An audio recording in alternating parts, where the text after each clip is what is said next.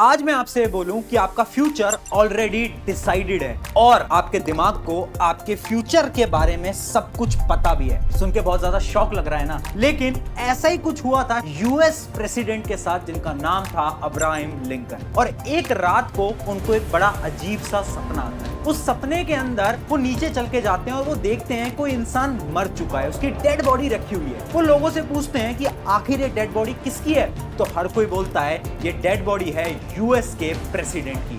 और पता है शॉकिंग चीज क्या है कि उस समय पर यूएस के प्रेसिडेंट वो खुद थे। अब कुछ दिनों बाद 14 अप्रैल 1865 पर अब्राहम लिंकन की एक्चुअली में डेथ हो जाती है। तो क्या सच में आपके इस दिमाग को आपके फ्यूचर के बारे में ऑलरेडी पता है? क्योंकि देखो एस्ट्रोलॉजी के अंदर भी तो यही बोला जाता है ना कि आपका फ्यूचर ऑलरेडी डिसाइडेड है। तो चलिए आज समझते हैं क्या फ्यूचर डिसाइडेड है, क्या आपके ब्रेन को आपके फ्यूचर के बारे में पता है, क्या एस्ट्रोलॉजी सच बोलती है या झूठ बोलती है, और क्या टाइम ट्रेवल करना भी पॉसिबल है या फिर नहीं।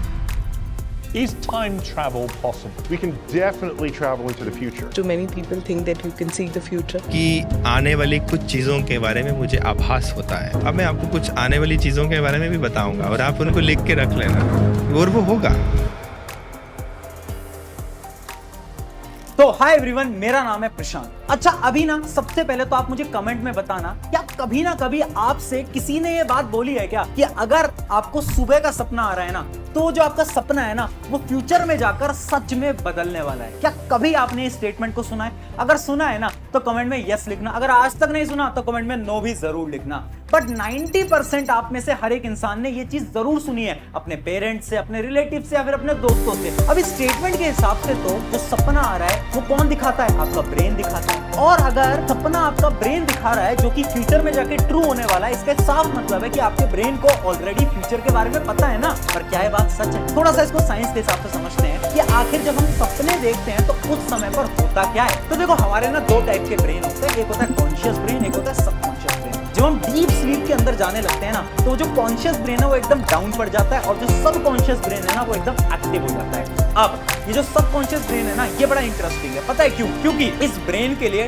टाइम लीनियर नहीं है, यानी इसके लिए टाइम सीधा नहीं है, इसके लिए कुछ भी पास्ट नहीं है, कुछ भी फ्यूचर नहीं है और ना ही कुछ प्रेजेंट है। यानी इस दिमाग के लिए सब कुछ है और शायद ये दिमाग की थिंकिंग पास्ट में भी जा सकती है, फ्यूचर में भी जा सकती है और प्रेजेंट में भी रह सकती है। इसलिए आपने देखा होगा बहुत बार आपको ऐसे ड्रीम्स आते हैं जो कि आपके पास्ट से रिलेटेड है और बहुत बार आपके ऐसे भी ड्रीम्स आते हैं जो कि आपके फ्यूचर से भी रिलेटेड है। और पता है कुछ रिसर्चेस तो ये भी बोलती हैं अगर आपको कोई ड्रीम आपके फ्यूचर से रिलेटेड आ रहा है ना, इसका ये मतलब है कि आपकी फ्यूचर सेल्फ आपको पहले से ही वार्न कर दी है कि आगे जाके आपके साथ ये होने वाला है, अभी से ही सावधान हो जाओ। मुझे पता है अभी आपको सुन के बड़ा अजीब सा लग रहा होगा, ऐसा थोड़ी ना पॉसिबल है। इसी के पीछे एक साइंटिफिक रिसर्च करी गई थी जिस रिसर्च का नाम था द लिबिट एक्सपेरिमेंट। एक साइंटिस्ट थे जिनका नाम था बेंजामिन लिबिट। ये न्यूरो साइंटिस्ट है, दिमाग के डॉक्टर आप बोल सकते हो। तो इन्होंने बहुत सारे लोगों को बैठाया एक रूम के अंदर और उनके सिर के ऊपर कुछ न्यूरो इक्विपमेंट्स लगाए, कुछ ऐसे डिवाइसेस लगाए जो कि उनके ब्रेन के फंक्शनिंग के बारे में बताता है कि उनका ब्रेन क्या सोच रहा है और वो कब क्या बोलने वाले हैं।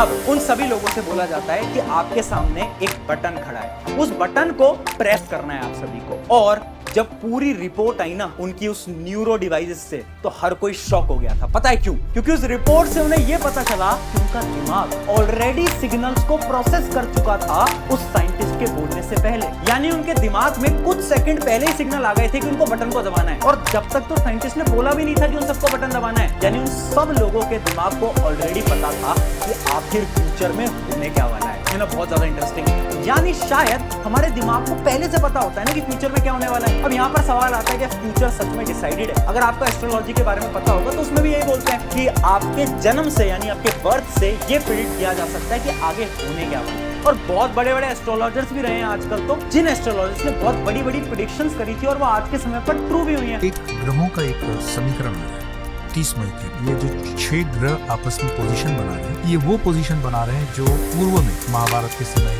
बड़े बड़े युद्धों के समय जैसे कि एक एस्ट्रोलॉजर थे बेजान दारूवाला, जिन्होंने बहुत साल पहले ये बता दिया था कि नरेंद्र मोदी जो कि आज के समय पर प्राइम मिनिस्टर है वो प्राइम मिनिस्टर बनेंगे। बेजान दारूवाला ने कल इंदौर में कहा था कि वो पीएम मोदी का हाथ देख चुके हैं, उनकी हस्तरेखा में साफ है कि वो भारत का विकास करेंगे। पर साइंस क्या कहती है? क्या साइंस के हिसाब से सच है या फिर झूठ? देखो साइंस ये बोलती है कि हाँ एस्ट्रोलॉजी साइंटिफिक तो है, क्योंकि एस्ट्रोलॉजी में जो कैलकुलेशंस करी जाती हैं वो प्लैनेट्स के अकॉर्डिंग करी जाती हैं। तो साइंटिफिक तो है, लेकिन सबसे बड़ा सवाल ये उठता है कि जो हमारा यूनिवर्स है वो एक्सपैंड कर रहा है और बहुत तेजी से एक्सपैंड कर रहा है।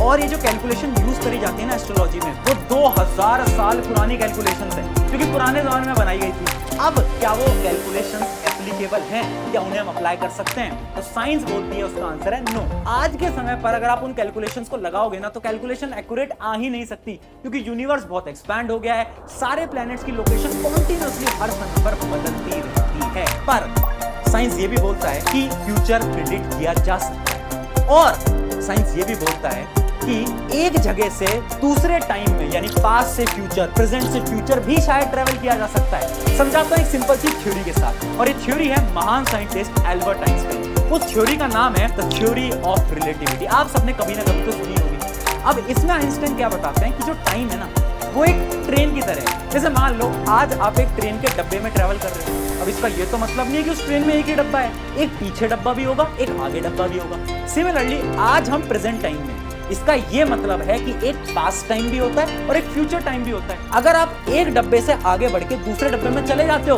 तो शायद आप फ्यूचर में जा सकते हो, सिमिलरली शायद आप पास्ट में भी जा सकते हो। अब सवाल ये आता है कि कैसे जा सकते हैं पास्ट या फ्यूचर में, तो इसका भी आइंस्टाइन की थ्योरी आंसर देती है। और वो आंसर पता क्या है? अगर कोई भी ऑब्जेक्ट लाइट की स्पीड से ट्रैवल कर लेता है, जो कि है 3 × 10⁸ मीटर पर सेकंड, अगर इतनी स्पीड से कोई ट्रैवल करता है ना तो वो अलग टाइम के अंदर जा सकता है, शायद पास्ट के अंदर या तो फ्यूचर के अंदर ट्रैवल करना पॉसिबल।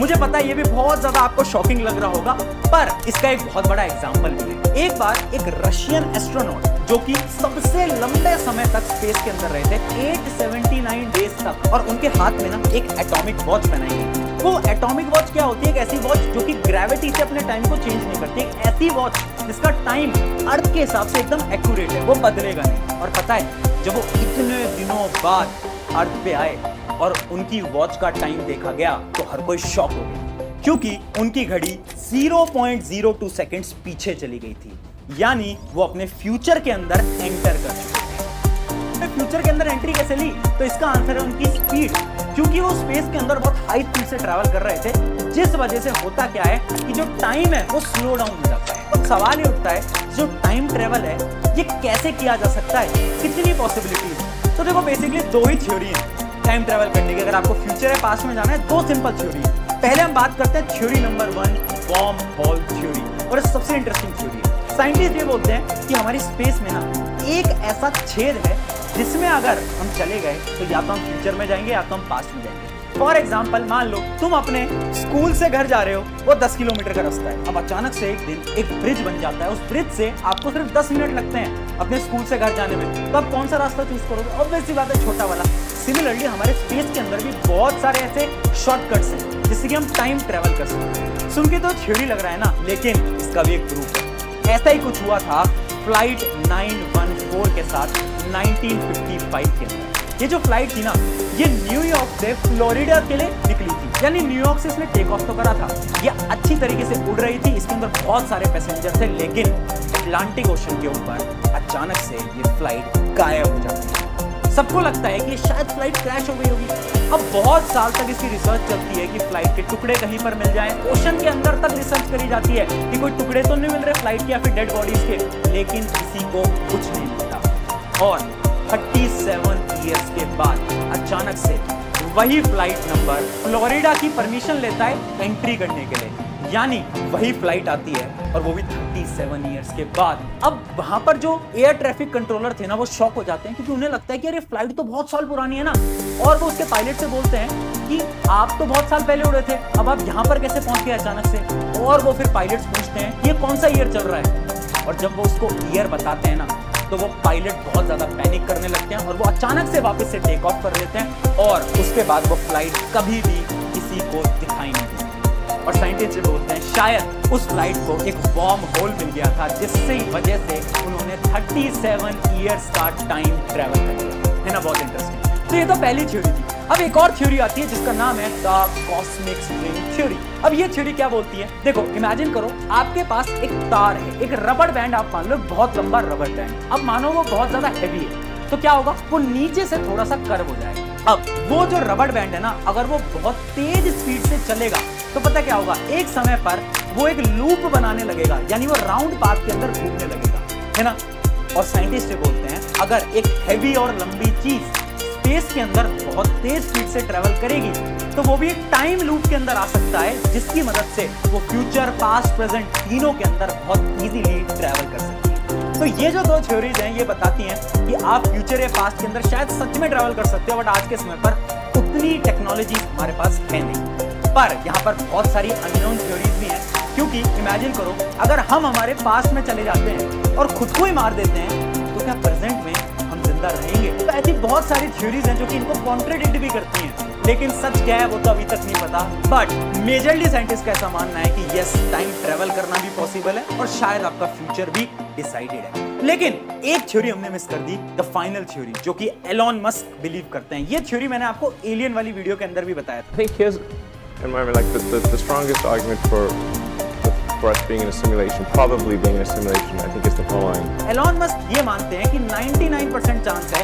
कि हम लोग नहीं हैं, हम एक गेम का पार्ट है, यानी कोई हायर लिविंग ऑर्गेनिजम्स जो कि हमसे कई करोड़ों साल पहले आए थे, उन्होंने एकदम हाईटेक टेक्नोलॉजी बना ली और उन्होंने एक AI जनरेटेड गेम बनाया, एक ऐसा गेम बनाया जिसके आप, मैं और सब एक कैरेक्टर्स हैं। ये यूनिवर्स एक गेम है जिस गेम को हम हर रोज खेल रहे हैं और हमारा फ्यूचर भी डिसाइडेड है। और शायद ऐसा ही तो हमारी रिलीजियस किताबों के अंदर लिखा जाता है, जैसे कि भगवत गीता के अंदर साफ लिखा है कि आपको कर्म करना है, फल की चिंता नहीं करनी, क्योंकि जो फ्यूचर में होने वाला है वो तो ऑलरेडी डिसाइडेड है। आप अपने प्रेजेंट को अच्छा बना सकते हो, फ्यूचर को नहीं बदल सकते।